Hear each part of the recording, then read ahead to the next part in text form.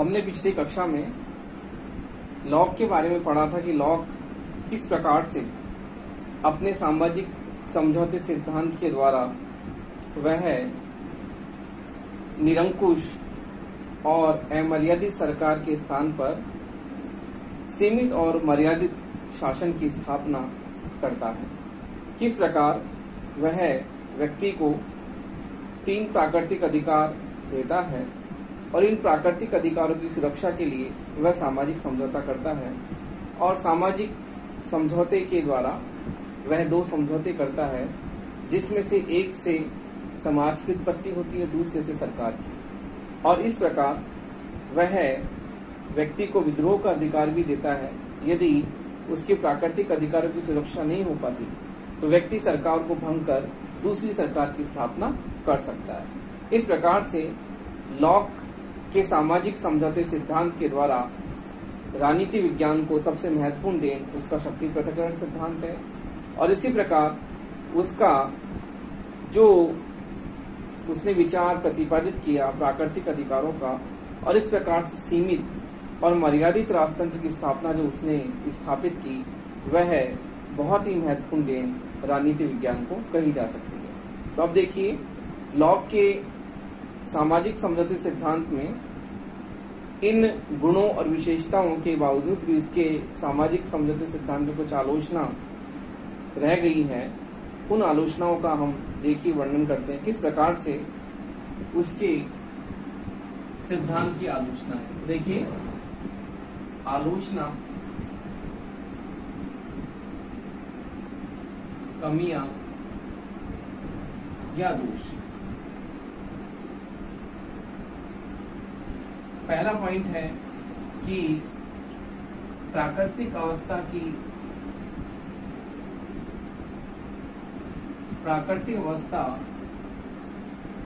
एक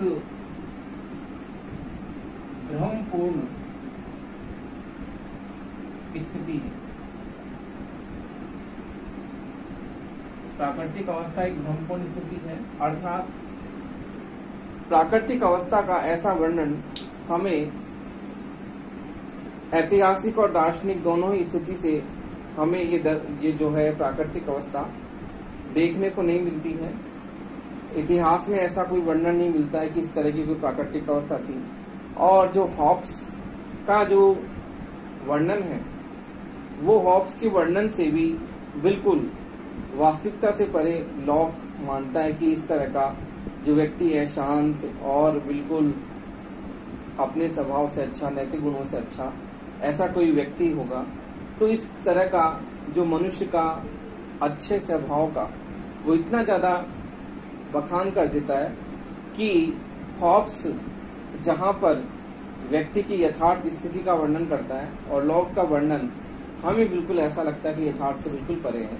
तो इस प्रकार से लॉक जो प्राकृतिक अवस्था को एक आदर्श स्थिति मानता है, ऐसी आदर्श स्थिति हमें कहीं भी इतिहास में देखने को नहीं मिलती। ऐसा कोई वर्णन नहीं मिलता, और न ही मनुष्य इतना अच्छा हो सकता है कि प्राकृतिक अवस्था में भी वो शांतिपूर्ण और सद्भाव की स्थिति रही होगी। दूसरा है, देखिए, राज्य की स्थापना का उद्देश्य, राज्य की स्थापना का उद्देश्य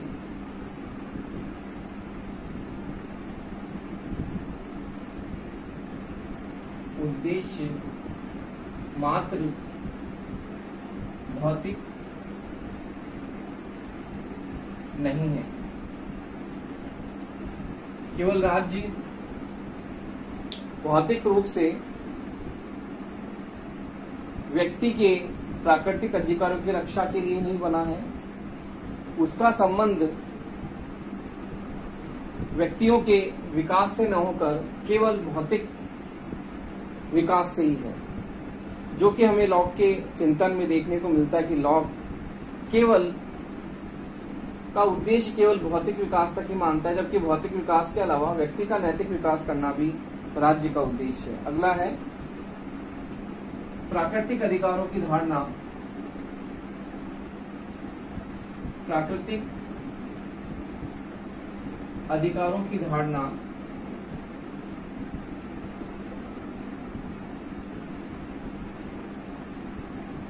त्रुटिपूर्ण है।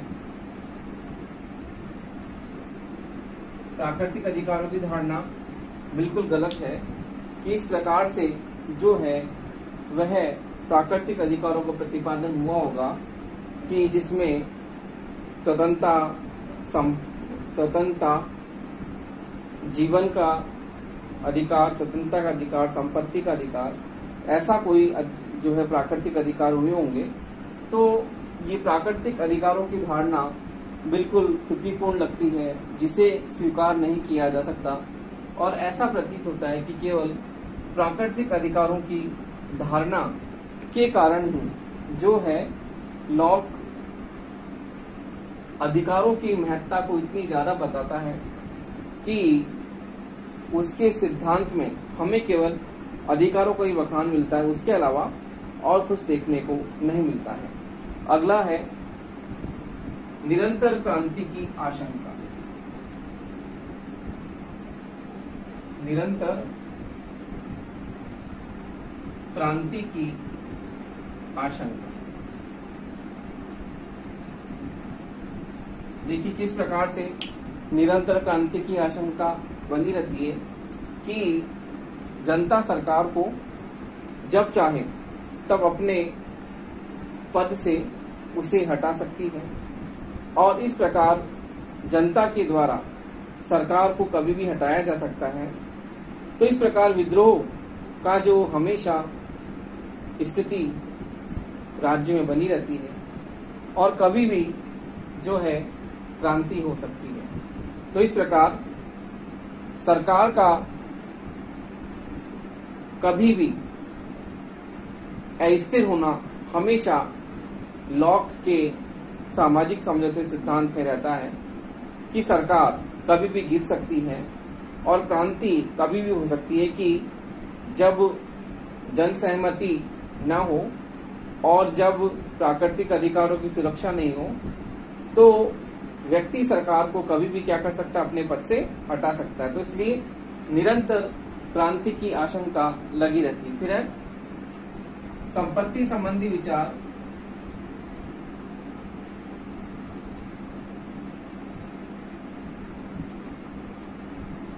संपत्ति संबंधी विचार असंगतपूर्ण है।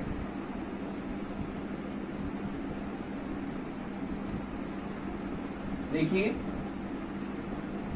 संपत्ति संबंधी विचार असंगतपूर्ण किस प्रकार से है कि इसमें समाज में जो निर्धन वर्ग है वो और निर्धन होता जाएगा और जो संपत्तिशाली वर्ग है और संपत्तिशाली होता जाएगा। तो इस प्रकार से समाज में दो वर्ग, संपत्तिशाली और दूसरा निर्धन वर्ग, अर्थात जमींदार और किसानों में जो समाज का सबसे छोटा तबका है उसमें हमेशा निरंतर क्या रहेगा, हमेशा गैप रहेगा।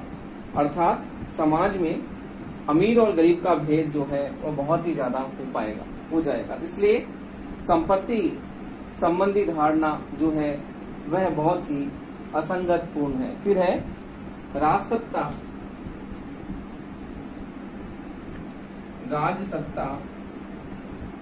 विभाजित नहीं होती। इस प्रकार से जो है लॉक का जो दर्शन है उससे ऐसा प्रतीत होता है कि राजसत्ता क्या है, विभाजित है, वो बटी हुई है। क्योंकि लॉक ट्रस्ट की बात करता है और ये कहता है कि ट्रस्ट जो है वह जनता के प्रति क्या होगा, जनता के प्रति यदि वह ट्रस्ट जन कल्याण के कार्य नहीं करेगा, जन सहमति उसके विरुद्ध होगी, तो ट्रस्ट को कभी भी हटाया जा सकता है। तो इस प्रकार लगता है कि जो राजसत्ता जो है लॉक के दर्शन में ऐसा लगता है कि राजसत्ता अलग अलग बटी हुई है। फिर है वैधानिक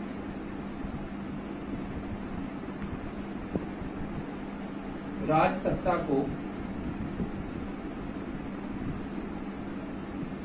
महत्व नहीं। देखिए, लॉक के दर्शन में ऐसा लगता है कि वैधानिक राज सत्ता को महत्व नहीं दिया जाता है, अर्थात राजनीतिक शक्ति को तो स्वीकारा जाता है, लेकिन वैधानिक सत्ता जो है उसको मान्यता नहीं दी जा सकती है, और इस प्रकार से वह कितनी भी वांछनीय क्यों न हो, उसको वैधता इसमें प्राप्त नहीं होती है। अर्थात लॉक ने वैधानिक राज सत्ता को, कानूनी राज सत्ता को कोई महत्व नहीं दिया है, क्योंकि वह अपने व्यक्ति को विद्रोह का अधिकार देता है, और विद्रोह का अधिकार देने के कारण राज्य में हमेशा सरकार अस्थिर रहती है। सरकार पर हमेशा जो है तलवार लटकी होती है कि कभी भी विद्रोह हो सकता है, और विद्रोह के कारण सरकार कभी भी अपना पद जो है वह त्याग कर सकती है। इसलिए कानूनी सत्ता को कोई भी इसमें महत्व नहीं है, क्योंकि कानूनी सत्ता जो होती है, कानून सर्वोच्च होता है, कानून सर्वोपरि होता है, और कानून सर्वोच्च होने के कारण नागरिकों को कानून जो है वह उनके लिए बाध्यकारी होता है। जबकि लॉक के दर्शन में ऐसा नहीं है। लॉक विद्रोह का अधिकार व्यक्ति को देता है, और इस कारण से विद्रोह के अधिकार के कारण कानूनी सत्ता जो है वह प्रभावी नहीं होती है। देखिए, लॉक के दर्शन में इन आलोचनाओं के बावजूद भी लॉक का जो दर्शन है वह बहुत ही महत्वपूर्ण है, और लॉक के चिंतन में हमें कई चीजें देखने को मिलती हैं कि उपयुक्त आलोचनाओं के बावजूद भी लॉक के चिंतन में बहुत महत्वपूर्ण उसका योगदान है, जिसको हम देखते हैं किस प्रकार से लॉक ने राजनीति विज्ञान को अपनी महत्वपूर्ण देन दी है। तो देखिए,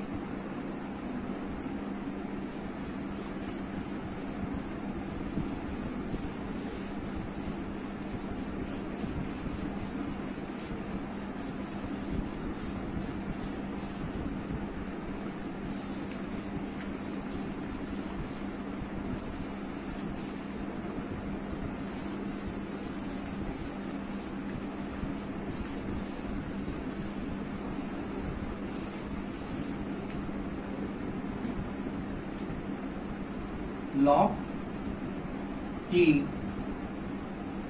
राजनीति विज्ञान को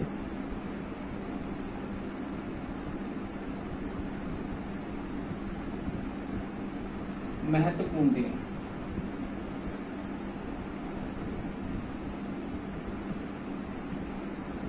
लॉक की राजनीति विज्ञान को महत्वपूर्ण देन क्या है? किस प्रकार से लॉक ने अपने चिंतन में, उसने जिस प्रकार से जन सहमति की बात की, व्यक्ति के अधिकारों की बात की, उसने शक्ति पृथक्करण के सिद्धांत की बात की, उदारवाद की बात की, और किस प्रकार से उसने धार्मिक सहिष्णुता की बात की, तो ये सारी इसकी जो देन है, और राजनीति विज्ञान को इसकी सबसे महत्वपूर्ण देन के रूप में हम ये कह सकते हैं कि लॉक का चिंतन, अर्थात लॉक ने जो अपने सिद्धांतों को प्रतिपादित करते हुए अपने विचार प्रतिपादित किए, उनमें सबसे प्रमुख उसके विचार जो हैं वो प्राकृतिक अधिकारों के हैं। इसी प्रकार से वैधानिक शासन का उसका सिद्धांत, संवैधानिक शासन की बात उसने की। इसी प्रकार से उपयोगितावाद, शक्ति पृथक्करण का सिद्धांत। तो मैं कुछ पॉइंट्स बताता हूं आपको किस प्रकार से उसका रहा दिन। तो प्राकृतिक अधिकारों का समर्थन वो करता है। प्राकृतिक अधिकारों का समर्थन,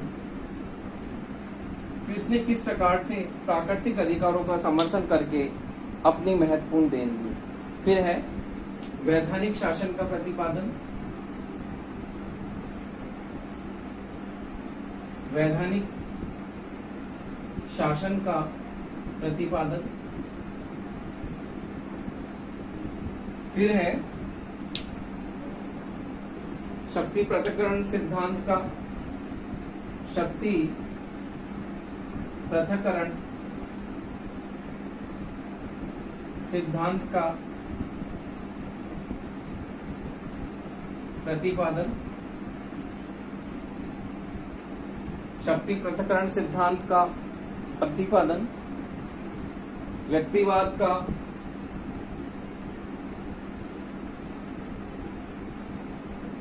व्यक्तिवाद का मार्गदर्शक। फिर है उपयोगितावाद।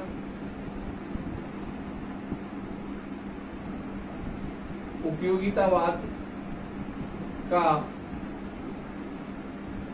प्रेरणा स्रोत। फिर है धार्मिक सहिष्णुता का प्रतिपादन।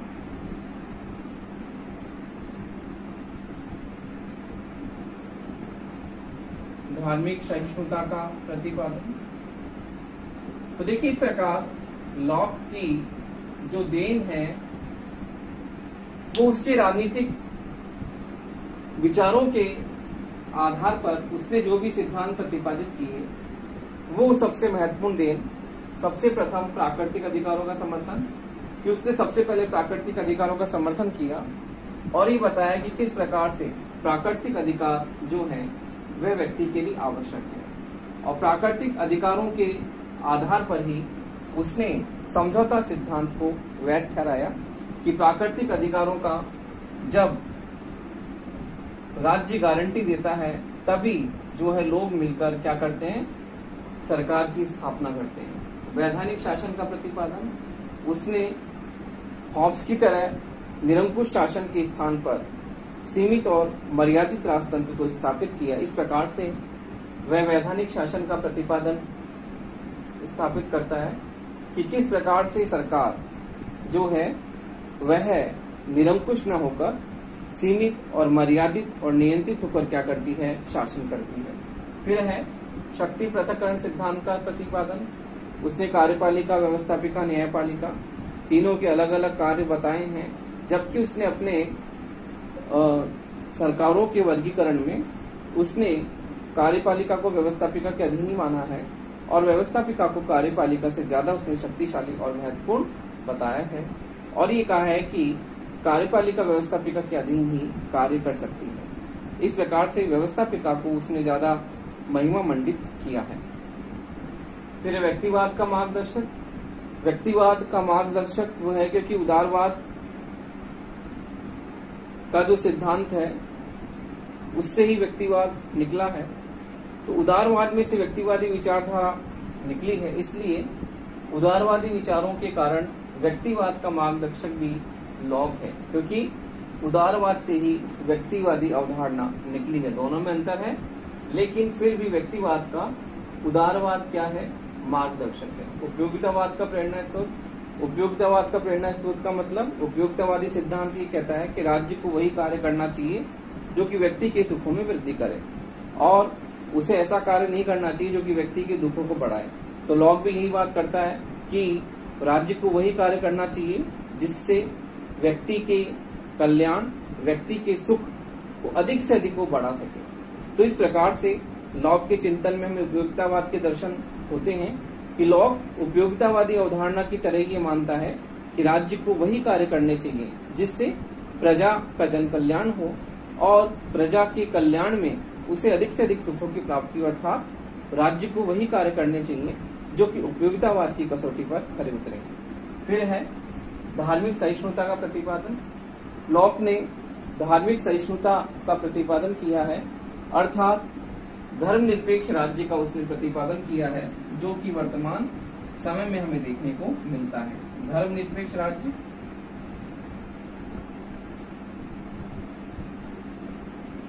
अर्थात ऐसा राज्य जिसमें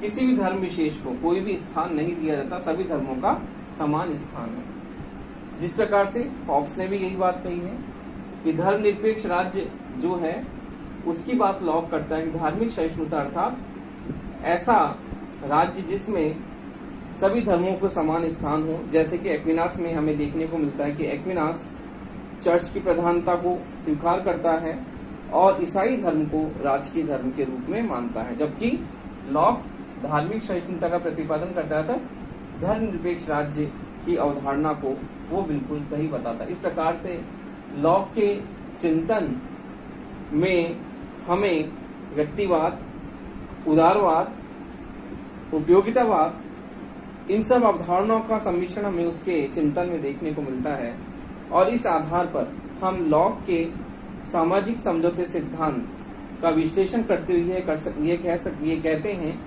कि लॉक के चिंतन में उपयोगितावाद, व्यक्तिवाद, उदारवाद तीनों विचारधाराओं का हमें संगम देखने को मिलता है। इस त्रिवेणी का संगम हमें उसके चिंतन में देखने को मिलता है और इस प्रकार लॉक जो है वह संवैधानिक राजतंत्र अर्थात सीमित और मर्यादित शासन की स्थापना करता है। इस प्रकार सामाजिक समझौते सिद्धांत में लॉक का बहुत ही महत्वपूर्ण स्थान है और लॉक के बाद में आपका जो तीसरा विचारक आता है सामाजिक समझौते सिद्धांत का, वो आता है जीन जैक्स रूसो। तो देखिए, रूसो आपका अगला विचारक है जिसने आपके सामाजिक समझौते सिद्धांत को अपने विचारों के रूप में उसने एक नए रूप में इसे बताया है। किस प्रकार से सामाजिक समझौता सिद्धांत जो है क्यों किया जाता है और उसके क्या क्या आधार हैं। तो देखिए, रूसो ने अपने अलग आधार बताए हैं।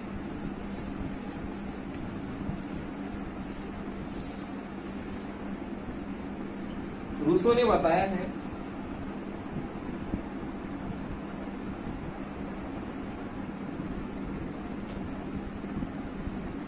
कि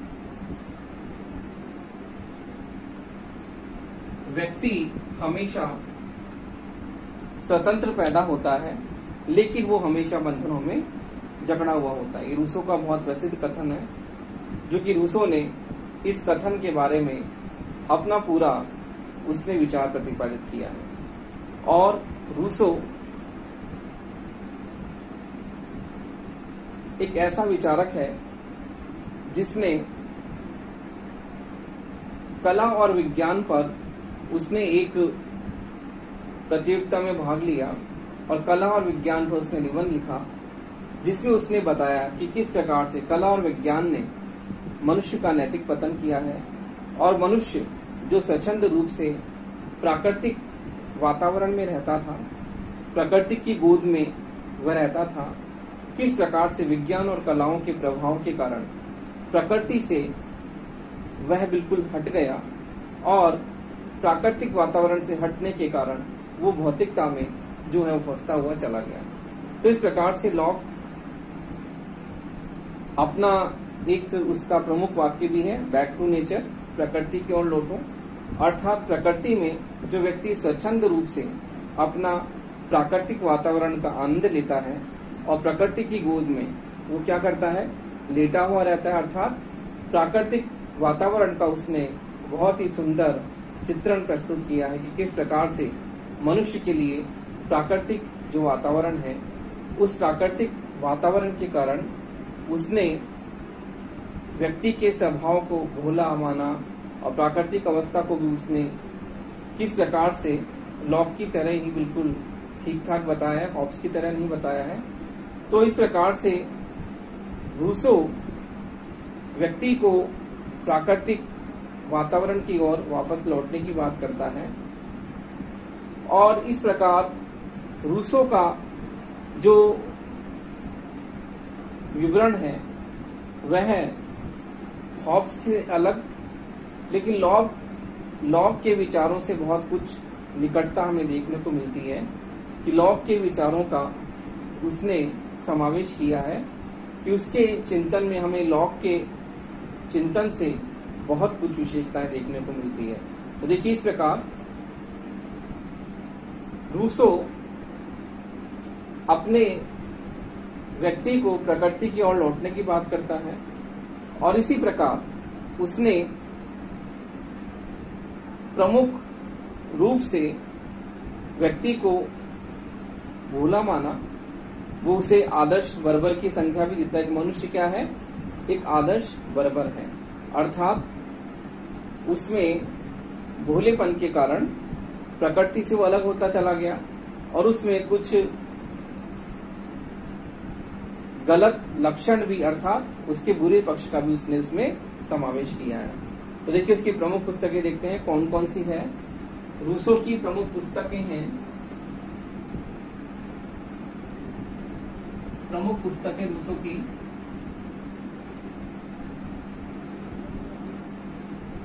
पहली है an introduction to political economy, an introduction to political economy. दूसरी है सोशल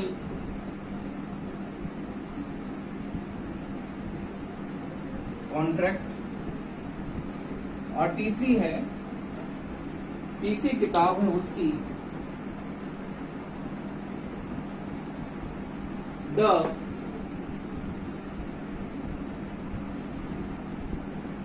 अमीर। तीसरी किताब है द अमीर। इस प्रकार से रूसो की प्रमुख पुस्तकें an introduction to political economy है,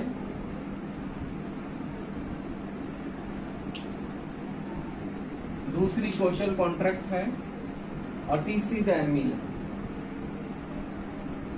सोशल कॉन्ट्रैक्ट में उसने अपने सामाजिक समझौता सिद्धांत को महत्वपूर्ण रूप से प्रतिपादित किया है और उसमें बताया कि किस प्रकार से मानव स्वभाव क्या था, प्राकृतिक अवस्था किस प्रकार थी, और मानव स्वभाव और प्राकृतिक अवस्था का उसने बहुत ही सुंदर चित्रण प्रस्तुत किया है। तो देखिए रूसो जो है वह व्यक्ति को भोला मानता है और भोला मानने के साथ साथ में ही वह व्यक्ति में कुछ बुराइयों का समावेश मानता है कि उसमें कुछ अच्छाइयों के साथ साथ कुछ बुराइयां भी, अर्थात भोलेपन के साथ अच्छे पक्ष के साथ साथ उसने बुरे पक्ष का भी समावेश किया है। और इसी प्रकार से प्राकृतिक अवस्था में भी उसने आदर्श बर्बर की उपमा दी है कि मनुष्य जो था वह प्राकृतिक अवस्था में सभ्य जीवन व्यतीत करता था, लेकिन उसके साथ साथ में भी सभ्यताओं के विकास के कारण उसमें जंगलीपना आ गया था, अर्थात उसमें पशुता के कुछ गुण भी शामिल हो गए थे। तो इस प्रकार रूसो का चित्रण हमें हॉब्स से अलग दिखता है, लेकिन फिर भी लॉक के चिंतन में उसमें कुछ हमें उसके साथ में ऐसा लगता है कि लॉक के चिंतन के उसमें कुछ तत्व मौजूद हैं। तो देखिए रूसो का चिंतन, रूसो मनुष्य स्वभाव को हॉब्स के स्वभाव से बिल्कुल अलग, लेकिन लॉक के सन्निकट मनुष्य के स्वभाव को अच्छा मानता है और यह बताता है कि मानव स्वभाव जो है वह भोलापन का स्वभाव है और उसमें कुछ अच्छाइयां भी हैं।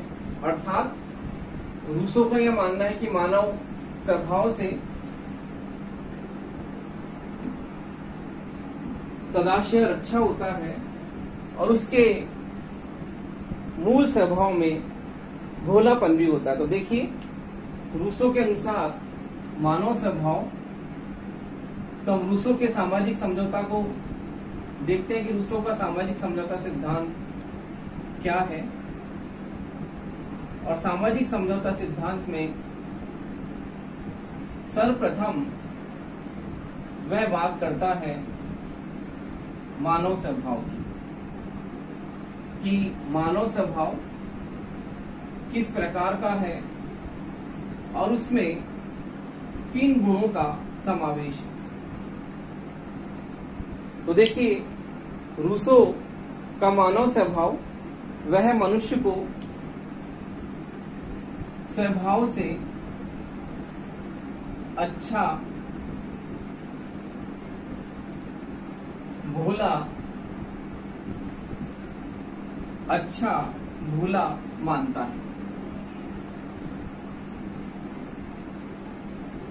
और साथ ही ये भी कहता है कि उसमें सदाशयता है, अर्थात उसमें अच्छे गुण भी हैं।